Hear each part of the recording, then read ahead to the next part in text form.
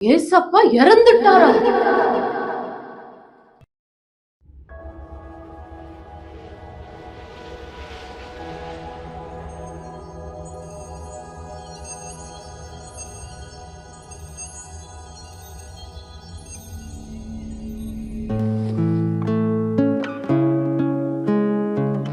அண்ணே, அம்மா எவ்வளவு சொன்னாலும் உனக்கு புரியவே புரியாதா? எப்ப பார்த்தாலும் குடிச்சுக்கிட்டே இருக்க. அம்மா, அண்ணே என்ன பண்ணிட்டு இருக்கான்னு கொஞ்சம் வந்து பாரு நீயே. டேனியல், இந்த குடிப்பழக்கத்தை நீ விடவே மாட்டியா? உனக்கு 40 வயசு ஆகுது. ஊரெல்லாம் தேடி வச்ச ஒரு பொண்ணு யாருமே கொடுக்க மாட்டேங்கிறாங்க. நீ இந்த குடிப்பழக்கத்தை விடுவியா? போன வாரம் தான் அடிச்ச அடையில உனக்கு மண்டல 8 தையல் வந்துருக்கு. என்ன நீ கோவப்படுத்தாத, பெயர் அங்க இருந்து. அண்ணே, அம்மா மேல கைய வச்ச நான் என்ன பண்ணுவேன்னு எனக்கே தெரியாது. பாரு, அம்மைக்காவது 8 தையல் தான். ஒன்னு அடிக்கிற அடியில உடம்பெல்லாம் தையல் வந்துடும். பெயரு தம்பி, இன்னைக்கு ஏசப்பா இறந்த நாள், அதான் ஜோமனா வந்திருக்கு. அம்மா எங்க போனாங்க? ஏசப்பா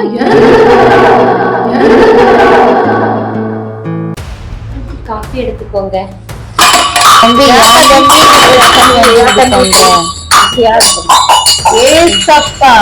ஏசப்பா இறந்தது நீ என்கிட்ட சொன்னியா? தம்பி தம்பி, நீ இப்படி அடிக்க? சும்மா இருங்க ஆண்டி. நீங்க 6 மாசத்துக்கு முன்னால எங்க தாத்தா இறந்துட்டாங்க. எங்க அம்மாவும் எங்க தங்கச்சியும் என்கிட்ட சொல்லவே இல்லை. ஆண்டி, அந்த டைம்ல இவன் குடிச்சிட்டு எங்கேயோ போயிட்டான். இவனை தேடுவோமா இவங்க தாத்தா அடக்கம் பண்ணுவோமா? அதை விடுங்க ஆண்டி. 3 மாசத்துக்கு முன்னால எங்க பாட்டி இறந்துட்டாங்க. அதையாவது எங்க அம்மாவும் என் தங்கச்சியும் என்கிட்ட சொன்னாங்களா? சொல்லல. என்ன ஒரு மனுஷனா அந்த வீட்டுல மதிக்கிறதே இல்ல. தம்பி, உனக்கு புத்திமதி சொல்லதான் நான் பாசட கூப்பிட்டு வந்திருக்கேன். சொல்லுங்க ஆண்டி. ஏன் தம்பி, நீ சரியான குடிகாரனா இருக்க. நேத்தையும் தங்கச்சிட்ட சண்டை போட்ட. நேத்து தான் என்னமோ ஏசப்பா இறந்த மாதிரி என்கிட்ட ஏன் சொல்லலன்னு தங்கச்சியை போட்டு அடிக்க. ஆண்டி, அதை ஏன் கேட்க ஆண்டி?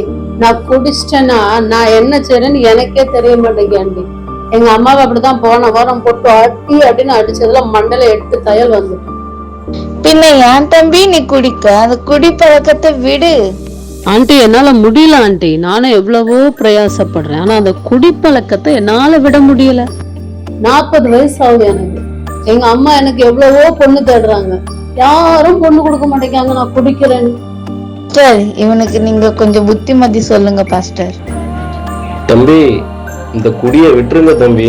பாஸ்டர், நான் எவ்வளவோ பிரயாசப்படுறேன் பாஸ்டர். குடிக்க கூடாதுன்னு நினைச்சாலும் என் காலு தானா சாராய கடையை நோக்கி போறது பாஸ்டர். ஏதோ ஒரு சக்தி என்ன கண்ட்ரோல் பண்ற மாதிரி இருக்கு பாஸ்டர். தம்பி, உங்களை மாதிரி தான் அநேகர் பாவம் சாபம் என்கிற கட்டுல இருந்து வெளியே வர முடியாம இருக்காங்க. அவங்களுக்கு விடுதலை கொடுக்கத்தான் ஏசப்பா இந்த உலகத்துக்கு வந்து அவருடைய ரத்தத்தையே சிந்தினாங்க. ஏசப்பா ஒரு கடவுள். அவரு ஏன் ரத்தத்தை சிந்தணும் பாஸ்டர்? கோழி ரத்தம், ஆடு மாடு ரத்தம் போதும்ல பாஸ்டர். தம்பி, இந்தா பைபிள் வாசி. அத பத்தி பைபிள்ல என்ன எழுதியிருக்கிறது என்று நீயே பார். முதலாவது எபிரேயர் 10:4. அத வாசி. அல்லாமலும் காளை, வெள்ளாட்டுக்கடா இவைகளுடைய ரத்தம் பாவங்களை நிவர்த்தி செய்ய மாட்டாதே. கரெக்ட் பாஸ்டர் நீங்க சொன்னது. அடுத்ததா எபிரேயர் 9:12. அதையும் வாசி. வெள்ளாட்டுக்கடா, இளங்காலை இவர்களுடைய ரத்தத்தினாலே அல்ல, தம்முடைய சொந்த ரத்தத்தினாலும் ஒரே தரம் மகா பரிசுத்த ஸ்தலத்திலே பிரவேசித்து நித்திய மீட்பை உண்டு பண்ணினார். பாஸ்டர், இப்ப எனக்கு புரியுது பாஸ்டர். நம்முடைய பிரயாசமோ கோழி ரத்தமோ ஆடு மாடு ரத்தமோ நமக்கு விடுதலை தர முடியாது. கரெக்டா சொன்ன டேனி. இயேசுவின் ரத்தம் தான் உன்னை விடுதலையாக்கும். இப்ப எனக்கு நம்பிக்கை வந்துட்டு pastor.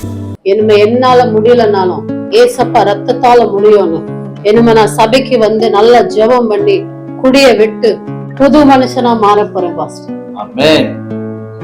Price Lord pastor. Coffee குடிச்சீங்களா? அம்மா, காஃபிய விடுங்க. உங்க மகன் புது மனுஷனா மாறிட்டான். அத முத பாருங்க. ஏம்மா நான் உன்னை அடிச்சு உனக்கு 8 தையல் வந்துட்டுமா, என்ன மன்னிச்சுக்கோமா. இனிமேல் நான் குடிக்க மாட்டேம்மா. நான் சபைக்கு வந்து புது மனுஷனா மாற போறேம்மா. நீ மனம் திரும்பணும்னு தான் நான் ஆண்டவர்கிட்ட வேண்டிக்கிட்டே இருந்தேன்.